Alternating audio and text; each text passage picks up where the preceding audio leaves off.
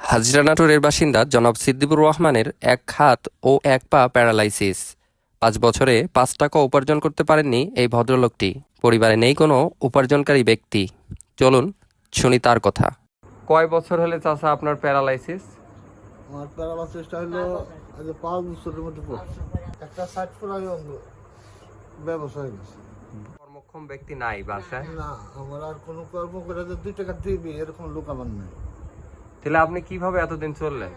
এতদিন চললাম, আমার পরিবারের 1 বিঘা জমি ছিল, জমিটা বিক্রি করে 11 লাখ টাকা বিক্রি করছি। পাও তো মানে ফোলা ফোলা লাগতেছে। তাহলে এখন আপনার যে টাকাটা কি ফুরাই গেছে? টাকা ফুরাই গেছে, টাকা আর নেই। তাহলে এখন তো আমাদের সবাইকে আপনাকে সহযোগিতা করা দরকার।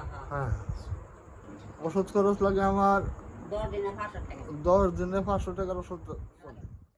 নতুন করে ট্রিটমেন্ট করাইতে পার গেলে 6,000 টাকা লাগে। এখন আর যাইতে পারছি না।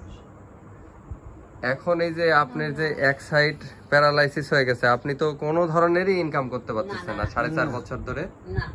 না, আমি 5 বছরের ভিতরে 5 টাকা ইনকাম করতে পারি। চাচার কয় ছেলে মেয়ে? আমার 2টা মেয়ে। বিয়ে দিয়ে দিচ্ছেন? বিয়ে দিয়ে দিয়েছি, ছেলে নেই। এই হাত একদমই তুলতে পারেন না? না, এটা কোনো কাজ করে না। এটা তুলতে পারলে তো আমি নিজে নিজে কর্ম করে খাইতে পারতাম।